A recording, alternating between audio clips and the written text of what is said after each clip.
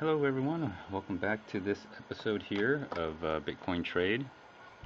And um, I guess I'll go over some stuff here and then go over maybe a viewer's comment um, that was recently made. But uh, first thing I'll go over, no headlines on this, is going to be a chart analysis. So let's go back to trading finally.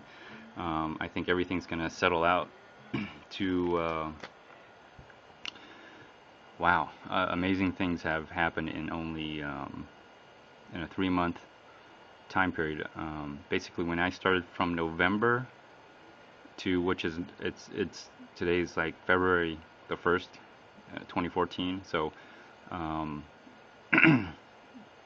a lot of things have happened in Bitcoin. So if you're all witness to it, well, you were part of history. If you're all seeing this right now, you're witnessing history, I guess. I guess any video is a witness to history. So, but the reason I'm doing this particular video, we're going back to a trade, looking at chart analysis now, is now, of course, you know, Mt. Gox is not around here anymore because it's dead. So that price is no longer valid anymore. So bye-bye. And then now, what we got is two major US dollar Bitcoin exchange and a Chinese Bitcoin exchange here, which I guess I'll use this as the three de facto price, just because this is what I'm looking at all the time. So I'm going to use these three as de facto prices now. And what I'm seeing here, it was almost very close, but they're very close. Usually between Bitsy and Bitstamp you see some difference between all three of these, but you're seeing these kind of pair up very close. When I see this, I usually want to buy, and since I have two accounts here, I'll usually try to buy at both of these, because if they're paired and are very close, that means it's equalizing, which is kind of good. That tells me there's a lot of price stability right now. So everything's just equal, leveling, balancing out, which that's what it should normally do after a tremendous amount of volume and movement, in my opinion. Okay, just my opinion. What makes it great for me is now I can invest an equal amount of dollars. I'm not going to have an exchange here, but I would replace this. I would, Coinbase, since I'm in America, until they have an American exchange. I'm probably just going to. It's not an exchange, but it's more of a bank. I'm going to use that as a bank, and so I'll be buying my coins there, and anybody else who sells it to me here in America at these price parities. I think that these are a great time to buy, because what's going to happen is when things start moving either up and or down again, doesn't, I guess depends how you look at it,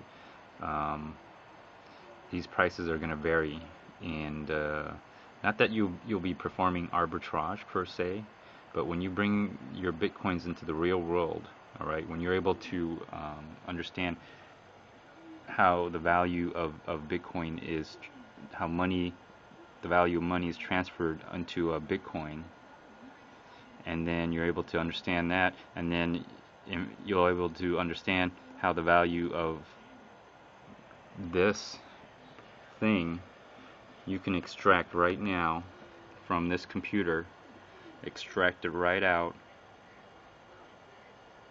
and bring it to reality. Although you never see it, you never touch it, there's no connection to it physically, you're able to somehow, in some way, extract that stored value from this computer, or from any computer or any device, any electronic device, any stored electronic device for the most part. But it can also be a stored device, like a lot of people using paper, right? using printing the private keys on paper, stuff like that. So, so there's ways to transfer the value into some kind of device, either electronic or paper. Um, gosh, coins. There's people making coins anyway. So there's a way to extract it, right? But but other than trying to uh, turn a Bitcoin into a physical coin, I want to turn this into a legal tender. Okay, because I wanna maybe buy a house. I want to maybe buy a car. I want to pay for goods and services. All right. So how do you do that? How, I mean, is that possible? If you're able to transfer the value of a face dollar or fiat currency and onto a Bitcoin, no face value, and have it that instant moment transfer the value, having two values at two places at once is for the same value. I kind of mentioned it's kind of an interesting thought, but can you now take that value back out from the computer and turn it into legal tender? So that's another thing that you might want to consider when you start trading. It's an interesting thought, but in some ways we do it all the time. We buy and sell things, right? We buy cars for a certain amount. They tend to depreciate in value. You buy a house, right? You put money into a business. I mean, you, as creative as you want to be, you you put money into your talent, your physical condition as an athlete, a singer with her or his voice, an actor or actress in their persuasion, their convincing persuasion of who they could be, a doctor in their knowledge and physical abilities. So these are all things that I guess you somehow, through money or time, created a value into it. And how do you extract value from that? Or how are you able to extract value? You put value into it, how are you able to now extract value out of it? So that's something that I think a lot of Bitcoin traders are going to have to understand, because this is kind of where I'm going is I, I, I am trading in the real world. So these exchanges are nothing more than price discovery mechanisms for me. I just use these as a guideline, so because this is what everybody else sees, and so that makes my trades a lot easier. There's no negotiating too much. So, but since they are both at the same price, whatever you buy now, I mean that'd be a great time, because as these prices move up or move down, you'll be able to take advantage of the arbitrage. If you know, a lot of people, I see a lot of discussions on arbitrage. How's it done? And well, it's done in the real world, where you really transact and actually do real business in a legal way. All right, and you can't do this at the exchange. It must be done in reality. So, but when I see this, that's a good sign. When I see these starting to pair up very close in value, that's a good buying signal for me. And so let's take a look at the chart here. And so far it's still on that downtrend triangle here, but holding at this line really well. This is Bitstamp 4 hours. And so man, this triangle is getting smaller and smaller and smaller.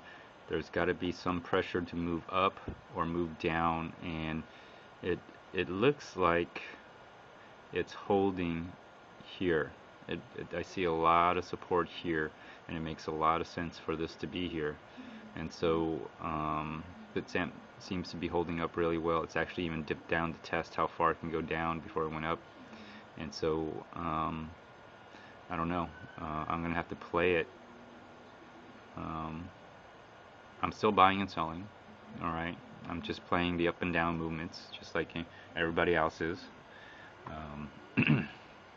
Let's go to Bitsy. Bitsy very similar, but I see a little more uptrend line, but doesn't really make that much of a difference. And see, there's Bitsy right here, and again, it's testing.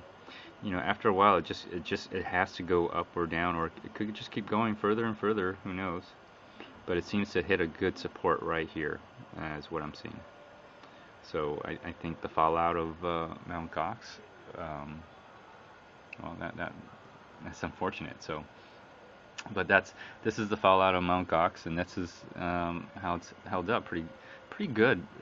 You know, um, I don't see any problems with Bitcoin, in my opinion, and I don't think it's going to be the end, because if it was the end, this would be my last video, and I would tell you this is the end. Just like I would, you know, when Mt. Gox stopped, I said that's where it died. So, as I'm, you know, documenting or, you know, video blogging, who knows?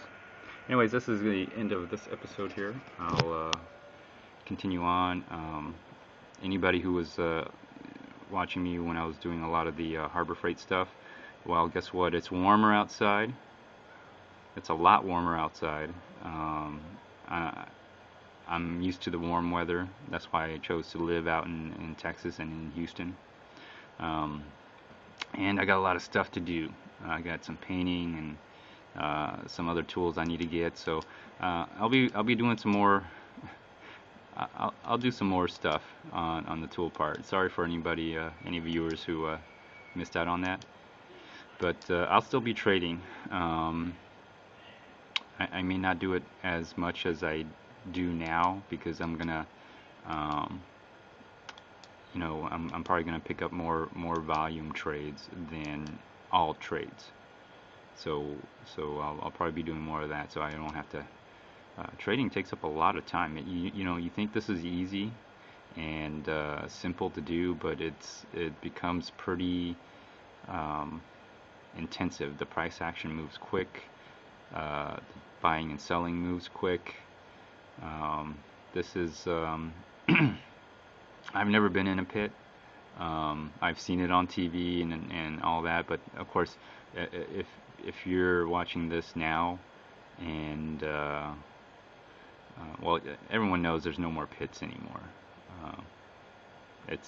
This is how people trade now, and so anyways, thanks for watching. Like, dislike, even leave a video response. Until next time, stay tuned. Bye.